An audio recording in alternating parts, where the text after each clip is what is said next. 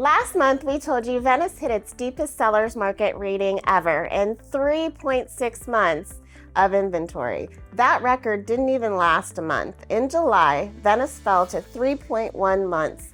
The tightest we have ever tracked, and inventory dropped 850 homes for the first time. Hi, I'm Tiffany with the Rhonda Gustitus team at Keller Williams Peace River Partners, and today I'm breaking down what's happening in Venice. And I've got a number in here that you might be surprised because it's not what you expect from the tightest market we track. Here are the 3 stats you need to know. Number 1, months of inventory fell to 3.1 in July, down from 3.6 in June. Quick reminder how this scale works. 7 months or more of inventory is a buyer's market. 5 to 7 months is a balanced market, and anything under 5 is a seller's market. Venice has now fallen every single month since January.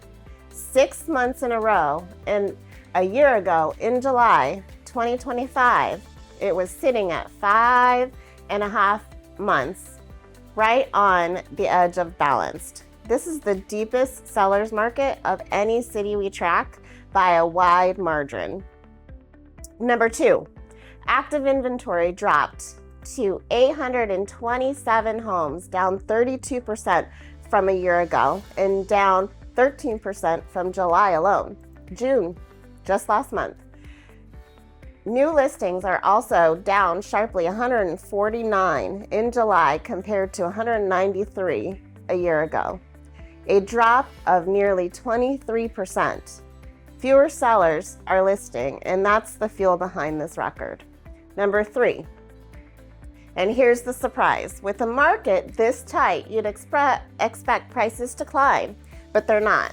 Median sold price in July was $390,000, down about 10% from $435,067 a year ago. Sellers are getting more of their asking price at 96% this July compared to 95% a year ago, worth about $3,900 more on this month's median sales. But the deepest sellers market we track is not commanding higher prices. Less competition and faster sales, yes. A price surge, no. That's the honest headline here. Tight does not mean expensive. So what does this mean for you?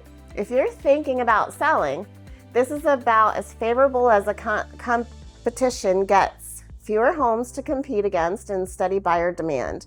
But price based on where the market actually is today, not on the assumption that tightest market means highest price. And keep in mind, some sellers wait until season to list, but season also brings more competition and more inventory hitting the market. With inventory already this thin and the Fed's signaling rates to rise at the end of the year rather than fall, waiting for season carries real risk of missing this window.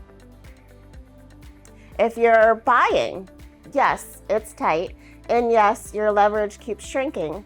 However, the price data is actually on your side right now. The typical home is not more expensive than it was a year ago. If you've been waiting for rates to drop before jumping in, the latest outlook points to the other direction, unfortunately. So to get towards higher rates by the end of the year. And that's worth factoring into your timeline. If you're staying put, your home sits in the tightest market we track, and that's a strong position for your equity, even with the price holding steady rather than spiking. Venice is still the furthest ahead of any city we track.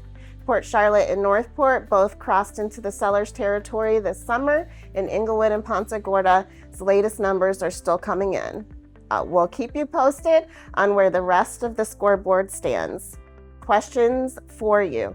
Does it surprise you that the tightest market isn't the most expensive one? And if you're a Venice seller, does knowing this price range that prices haven't spiked changed your plans? Leave us a comment below. And if you want to know exactly what these numbers mean for you specifically, give us a call or text us at 941-426-4600. 4394. Real estate's a dream with the Rhonda Gustitus team.